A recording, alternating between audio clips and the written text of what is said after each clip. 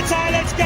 He just misses the VAR. Oh, man's down. Oh, and so is Matthew Trey. They're all down. Flying through the air, and he just reacted at the last minute. There's millions and millions of dollars of damage here. Look, we can see the brake disc at the back there glowing. No more brake pedal. Brake line exploded. At the moment, Sebastian Vettel under pressure. Action. We have an issue on the left-hand side, rear left. And Sebastian Vettel under pressure from George Russell, who wanted to get racing with the Ferraris. Oh, and Sebastian Vettel locks up, goes straight through the polystyrene blocks. And one would imagine that issue is contributing to the way that he couldn't treat those blocks as a chicane. The brakes failed. Brakes failed. Oh dear, oh dear. You can see the left rear smoking. Keep that intensity up right now. Oh no! Oh no! And our car girl was there on the track. And that slowed Webb up. Not as bad as it could have been.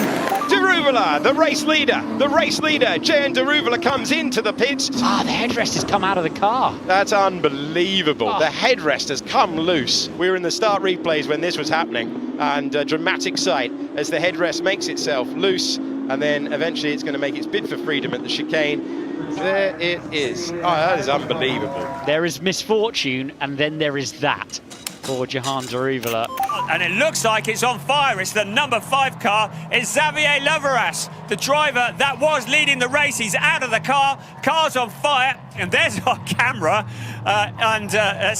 Was installed in the bollard, currently being pushed around by Gustav Kirilla. And this is the moment where the camera is in the middle bollard. And, well, he took both of them out for good measure.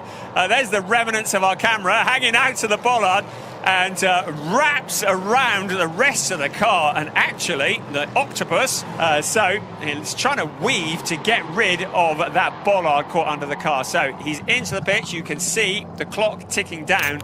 Red flag again, guys. Don't know what's happened here. Session, because it represents track conditions. Oh, it's a dog on the track again. I don't know if it was a dog or a cat. They're heading for the barrier, though. That's a well-trained dog. Absolutely. Well, he's not a well-trained dog, so he shouldn't have been in there in the first place. But yes, okay, I see your point. He's trying to make the best of a bad job, is what you mean, yes. Yes, okay, you're right. He's a very naughty dog. Who let the dogs out? Absolutely, you have to offer them treats if you want to get them off the track quickly. How is the training of the Labrador going? My wife's in charge of that. She's, he's coming along. If I had known that dogs were allowed, I would have brought mine. But he's in quarantine, so it wouldn't work out. Oh, that's how he does it. Look. So he gets It's out. a secret way in and out. Radio check, Sebastian, radio check.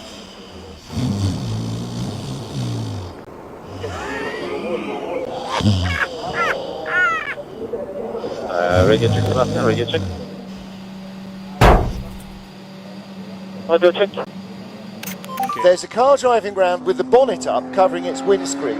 Rudy Adams is a danger to everybody, and especially to himself, because he literally could see nothing. He was zigzagging between grass and grass across the track at one of the fastest parts of the circuit. And he's going to drive into the pit wall. Oh. He drives straight into the end of the pit wall because he couldn't see where he was going. And now the car is jammed in the barriers that protect the end of the pit wall. What have you done? And the other half now can't stop themselves laughing in their fatigue. Wait for the green flag to clear at the back. Oh no, we've got a problem here. David Munoz, hand up. He stalled the number 64 bike. Nightmare start into the season for Munoz. They're going to have to push him off. Yeah, they're going to have to get him off the grid. He's going to have to start from the back of the grid here. Yeah, they're ushering him off the circuit. So drama to kick off 2024 in Moto3. Munoz is not allowed to take his place on the grid. Danny Aldridge sticking to him there. Munoz wants there's to a get penalty. back into his grid slot. Yeah, he cannot do this. This is an illegal start. David Munoz has to get off the grid. He might want to fight this out and argue his point here, but it's irrelevant. He's got to get off the grid. So this is a dramatic start to the new season. Munoz, a calamitous way to kick off the new year. Looks like we've got a problem. James Davison, right front. Yeah, he's hit the wall. It looks like the brake is on fire. Oh my gosh, the whole wheel is broken apart. So, Paul, I wonder if it started with rotor temperature. You can see the brake rotor. Well, I have never seen anything like that. Maybe something stuck in there generated so much rotor temperature. Oh, and then it exploded right there, the wheel. So something horribly wrong with the rotor and drag with the caliper, and Davison must be in complete shock. Like, what in the world just happened? Wow, that is wild. I've never, ever seen. I don't know why he just doesn't stop. Well, if you can get to pit lane and they can figure out how to get that wheel off, Paul, I'm sure, now the whole car's going to light up. That's a big fire. He needs to get out of that car really quickly right now. This is Australia's James Davison in his 6th Indianapolis 500. And it is over pretty much as quick as it started. What a shame. But there's a lizard on the track. Ah, great! We haven't had one so far. Whoa, there's a giant lizard on the track. Face to face with Godzilla then, mate. Yeah. So we are told the track is clear, but just have a look for the lizard. Oh, it's in the middle of the track. It thinks it's an Aston Martin. So maybe it's Lawrence, the lizard, that's going across the track there. And I'm not surprised they've red flagged this session. They are a protected animal. With that in mind, and also the fact that Lawrence doesn't want to go anywhere that's not on the track at the moment, I actually think this is a really sensible decision. Lawrence is rapid. Catch the lizard, catch Lawrence the lizard. Very smart. Look at the pace of that. It's a drag race. Marshall against lizard. Daniel Ricciardo's smiling, and I'm not surprised. This I've never seen before. Marshall chases lizard. So much work to do here. Brilliant. Here he's he's down! He's gone down! Undone. His left arm gets run over as well, just on the inside, the tight line. Stefano Neffa gets cleaned out for the 2nd year in a row. Oh, he's going. Yeah, Ortola went running for the wrong bike, didn't he? Yeah, Ortola's you're on my bike. Yeah, What's Ortola doing? Bike. Ortola's So so he wasn't desperate. going to hit him. He was saying, "You're on my bike. Can you have it back, please?" Proper mental block there for Ivan Ortola. Ooh, this is going to be a long night, and some nervy teams waiting to get us through to daylight as well as the temperature changes, but no problem for the fans who are getting the moves going around the fire. They're enjoying themselves. Yeah, there's something about this place and enjoyment levels that just seem to be quite fluid. Well, they come very naturally. Leclerc and Bottas are out of their car, so their damage is too big as we've got the safety car out. There's so much debris. Now having a red flag, so that will give the chance for people to repair the cars. Sun is out, so it dries up quickly here.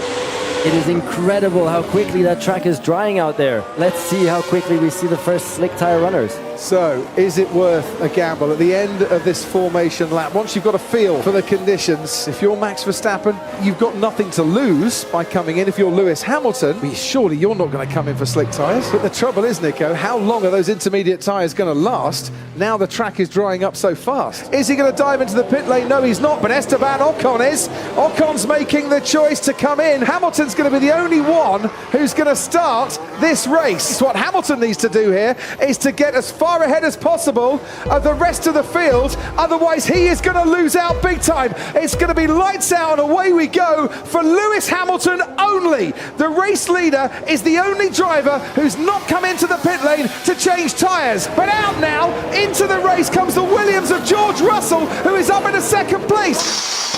Yeah, it's dry. Yeah, copy Lewis, box. Mercedes made a huge error here. A massive mistake, but of course, I mean, it's such a difficult situation. When Hamilton comes out into this race, he's now going to feel right in the back. Am I last? Yeah, I found this. Reste bien attention à l'intérieur. Et ça se touche, et l'accrochage. Et une voiture. Incroyable image de Jules Gounon posée sur le toit de Geoffrey Denardat. Et Jules Gounon qui va perdre gros au championnat cette année. Une image absolument incroyable et insolite. Ah, cette image, elle va faire le tour des... Kimi flat-spotted his right front tyre and his car is suffering severe vibration. McLaren have two choices. Change the tyre and hand the victory to Alonso, or try and make it to the finish. Kimi can see the problem with his tyre, but it's the final lap. Can it just hold on? Fantastic finish to a Formula One race. Raikkonen is under real pressure. There goes the tyre, let's go. He just misses the VAR. And I said he should have pitted. I told you he would have got a podium if he'd pitted. Instead of which he's going to get absolutely nothing. Ron Dennis can't believe it. The racer in Raikkonen wanted the victory. He wanted to stay out there. The common sense man said bring him in. They didn't do it. Alonso's going to take another 10 points out of him in the World Championship. And there's a smile underneath that Spanish crash helmet because Alonso is going to win the European Grand Prix, having not had a sniff of it for the whole race. Doesn't look as though there's major damage to the car, but we'll keep you informed as to whether... Oh, no! Oh, mayhem! And there's millions and millions and millions of dollars of damage here at the mighty Macau. And that is one of the worst GT accidents I've ever seen here. And in the place, the city that is a gamble, the lottery has absolutely come to an end. My goodness. Oh, here we go, on board. Oof. My goodness. What were you saying as we walked across the bridge? Everything had been relatively clean so far today. Mm-hmm. I rest my valise. Goodness me. Frank Stippler, who comes across the line to win the 24 Hours of Spa for 2012. The Ford Mustang struggling across the line as well there, you can see, as it tries to get going and take the flag taken. And how about this to get the Mustang over the timing line? It's a big, big, heavy car and a great effort this. How about this for commitment? The car doesn't want to move any further. And a punctured tyre on the last lap and a spin. This is Frank Keckler at the last corner. The number 66 BMW has got a puncture. He's not yet got to the checkered flag. He's within sight of it. And Frank Keckler on the last lap of the race has had a tyre go down. He's going to come across the line. Back live in Monte Carlo on lap 51, and the man who was in second place, Kimi Räikkönen, is pulling off the racetrack. And now Räikkönen is out of this Grand Prix when he was looking set for certainly a chance to win it at one point. And it looks like yet another mechanical failure and a long walk back through the tunnel.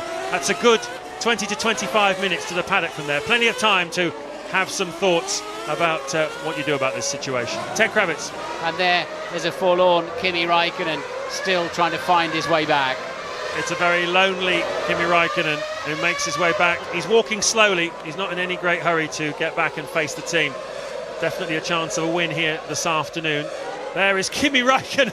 He's not even gone back to the paddock. He's got his shirt off. He's on his boat, which has a splendid name, One More Toy. He's with some of his best mates from Finland who've consumed their own weight in champagne and beer while he's been off the pop all weekend. And car number 50 appears to have slowed. Is he toying with the opposition, or is there a problem? This is our race leader. This was a car that's about to win the Japan Cup Championship. Is he doing it to wind up his pit crew? This is painful to watch. The BMW is petering out of any momentum at all. Looking in the background, sweeping in to take victory for Toyota. That's extraordinary. I thought that was just a bit of drama being put into the mix. It's not even going to get second place. It's going to be a Toyota 1-2 victory for Seita Nonaka, and it's stationary. The lights are on, but nothing is happening. She's pushing, but that car is hardly moving. Oh, how cruel is that? The finish line is being crossed, it's being pushed over, and now the number 50 car has taken the finish. The victory was in its hands, but that is the sort of workout a driver does not want. And he collapses in dramatic style, whether that's for show or go. No, he's just worn himself out. This is a replay of the crash at the start. Oh, there you go. Oh, there you go. There you go. That's it. Yeah, well, we thought it might be Cornfault. Yeah, he's had a look down. And unfortunately, that's too late. And of course, all of this is allowing Joan Mir to close in. Oh, Mir's down! Oh, and so is number 3. They're all down. There's oil down. Something must be down on circuit. What's going on here? Absolute carnage. Absolute carnage here. Down at turn number 6, and red flags will be out in just a second. Yeah, there's oil down, isn't there? Something's down. We must have at least a dozen riders down there. I have never seen anything like it in my life. Almost everybody that hit the oil first was on the floor. He saw that motorcycle flying through the air, and he just reacted at the last minute. One of the most bizarre scenes you are ever likely to see. This is going to be a massive, massive clean-up operation.